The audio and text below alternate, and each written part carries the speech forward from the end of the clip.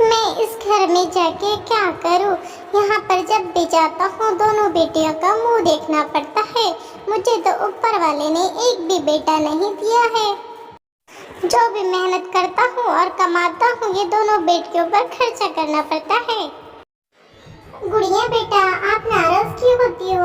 आपके पापा तो ऐसे ही बोलते हैं, वैसा तो वो अंदर से आपसे बहुत प्यार करते हैं।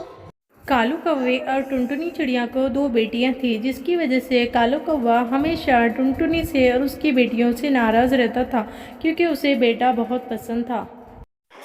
मम्मा, आप कालू कौवे को क्यों देखती हो और उन्हें अपने घर में रोज रोज क्यों बुलाती हो?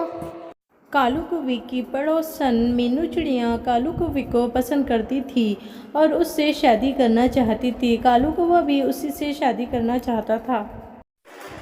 ए टुनटुनी, देखो मैं तुमसे ना बहुत ज़्यादा तंग आ गया हूँ। तुम अपनी बेटियों को लेके कहीं पर भी चले जाओ, इस घर में तुम्हारे लिए कोई भी जगह नहीं है। एक तो तुम मुझे एक बेटा भी ना दे सकी, ऊपर से दो दो बेटियां। मैं के जो भी कमाता हूँ तो इन पर ही खर्चा कर दूँ। मुझे एक बेटा कैसा भी करके चाहिए, नहीं तो मैं दूसरी शादी कर लूँगा। टुनटुनी चिड़िया सब खामोश होकर सुना करती थी, पर कालू कौवे को कुछ भी जवाब नहीं देती थी। वो सोचती थी कि कालू कौवा ऊपर से बुरा है पर अंदर से अच्छा होगा। मम्मा, हमारे बारे में पापा क्या बोल रहे थे और आप पापा का चुपचाप क्यों सुनती हो? उन्हें कुछ जवाब क्यों नहीं देती? हम उन्हीं की तो बेटियां हैं, पर पापा हमारा गुस्सा क्यों करते हैं?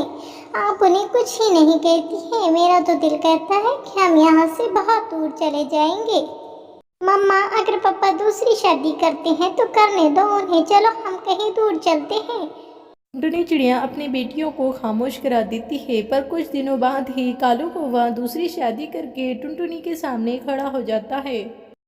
आपने ये क्या कर दिया कालू जी? आपने दूसरी शादी क्यों की? कालू जी, आपको अगर बेटा ही होना था तो बेटा क्या देता है जो बेटियां नहीं देती? बेटियां तो बहुत मोहब्बत करती है। अच्छा अच्छा, खामोश हो जाओ, ज्यादा भाषण ना दो। अब ये मेरा और कालू जी का घर है, इसलिए अपना बोरिया बिस्तर बांध के यहाँ से अभी निकल जाओ। मम्मा, हमने घर तो छोड़ दिया है, पर अब हम कहाँ जाएंगे? हमारे पास तो दूसरा घर भी नहीं है और सर्दी भी बहुत लग रही है। चलो मम्मा, आगे चलकर देखते हैं। अगर कुछ रहने के लिए मिल जाता है तो एक रात हम गुजार लेंगे और दूसरे दिन अपना घोंसला बना लेंगे।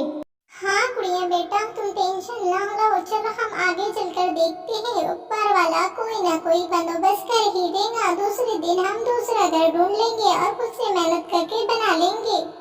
टुनटुनी चिड़िया को एक घोंसला खाली मिल जाता है। टुनटुनी चिड़िया वहाँ पर आ जाती है, पर वो बहुत टेंशन में होती है कि ये घर कौन से परिंदे का होगा। अगर उसने हमें रहने दिया तो ठीक है, अगर ना रहने दिया तो हमारा क्या होगा। अच्छा बेटा, आप लोग सो जाओ, मैं देखती हूँ ये घर किसका है और कौन सा परिंदा यहाँ पर आता है।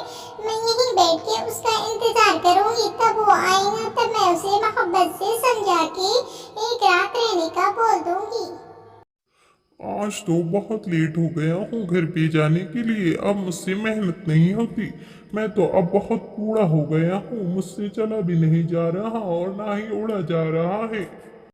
अब तो मेरा दिल करता है कि मुझे कोई बैठे बैठे खाना दे और मैं बहुत सारा आराम करूं, क्योंकि अब मुझ में इतना दम नहीं है कि खुद से खाना ढूंढूं और मेहनत करूं। ये कहकर चील अपने घोंसले की तरफ उड़ जाता है और आराम आराम करके अपने घर पे आ जाता है। जैसे ही वो टुनटुनी चिड़िया को अपने घर में देखता है तो उसे बहुत गुस्सा आता है। ये चिड़िया, कहाँ कौन हो तुम और कहाँ से आई हो? मेरा ये घर मेरा है और यहाँ से जल्दी से निकल जाओ, नहीं तो मैं तुम्हें बहुत बुरी तरह नुकसान पहुँचा सकता हूँ। चील भाई देखिए, मैं बहुत मजबूर हूँ। मेरे आदमी ने मुझे घर से निकाल दिया है क्योंकि मुझे दो बेटियां हैं। प्लीज आप आज की रात मुझे इसी घर में रहने दे। मैं कल अपने घर का बंदोबस्त कर लूंगी और यहाँ से चली जाऊंगी। इसके बदले में आप जो मुझसे कहेंगे मैं वही करूंगी।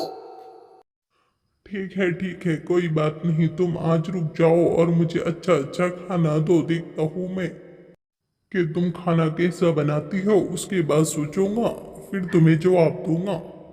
टुनटुनी चिड़िया वहीं रुक जाती है और फिर चील की इतनी खिदमत करती है कि चील उसे हमेशा के लिए अपने घर में ही रोक लेता है। टुनटुनी चिड़िया रोज़ चील के लिए खुद ही आहार ढूंढने के लिए जाती थी और उसे अच्छा अच्छा खिलाती थी ताकि चील खुश रहे और उसे घर से बाहर ना निकाले। चील भी टुनटुनी चिड़िया से बहुत खुश था। टुनटुनी, तुम्हारी बेटियों का आज मैंने स्कूल में एडमिशन कर दिया है। अब तुम्हारी बेटियां बहुत अच्छा पढ़ाई करेंगी। तुम्हारी बेटियों को छोड़ने और लाने की जिम्मेदारी मेरी है। तुम मेरे लिए अच्छा अच्छा आहार लेके आया करो। तुम बहुत अच्छी हो टुनटुनी चिड़िया। शुक्रिया चील भाई आपका। अगर आप न होते तो हमारा पता नहीं क्या होता। मैं और मेरी बेटियां तो मर ही जाती अगर आप मुझे इस घर में नहीं रुकने देते तो। कालू जी ने तो हमें हमेशा बोझ ही समझा था। हमें हमेशा घर से निकलने की धमकी दिया करते थे और हमें घर से निकाल के ही दम लिया उन्होंने। फिर टुनटुनी चिड़िया कालू चील का बहुत ज़्यादा शुक्रिया अदा करती है। चील भी टुनटुनी चिड़िया की बेटियों को बहुत चाहने लगा था, उसे रोज़ खेलने लगाता था। इधर कालू कौवे की दूसरी बीवी ने इस कालू कौवे का घर अपने नाम करा लिया था और कालू कौवे को रोज़ मारा करती थी। तुम्हें क्या लगता है कालू कौवे कि मैं तुम्हें अपना बेटा दे दूंगी? मैं तो सब नाटक किया था इस घर को हथियाने के लिए। अब तुम इस घर को छोड़ के चले जाओ। मीनू चिड़िया, मुझे छोड़ दो मीनू चिड़िया। मैंने अपनी बेटियों के साथ बहुत बुरा किया है, इसलिए ही मुझे ऊपर वाला ये सज़ा दे रहा है जो तुम मेरे साथ कर रही हो। मुझे छोड़ दो मीनू चिड़िया, मुझे छोड़ दो। मैं आइंदा ऐसा कुछ मैं यहाँ से चला जाऊँगा और अपनी ज़िंदगी कहीं पर भी गुज़र करूँगा। फिर कालू कौवा वो घर छोड़ देता है और अपनी ज़िंदगी भिखारियों की तरह बसर करता है। उसे टुनटुनी चिड़िया की और उसकी बेटियों की बहुत याद आती है। वो अपनी गलती पर बहुत पछताता है। मुझे माफ कर दो टुनटुनी, तुम जहाँ भी हो मैं दुआ करता हूँ कि तुम अच्छी रहो और मेरी बेटियों का अच्छी तरह ख्याल रखो। अगर मुझे बेटे की चाह न होती तो आज मेरी ये हालत न होती। ये सब मैं अपने गुनाहों की सजा भुगत रहा हूँ। टुनटुनी चिड़िया, मुझे ऊपर वाला कभी ना माफ करे।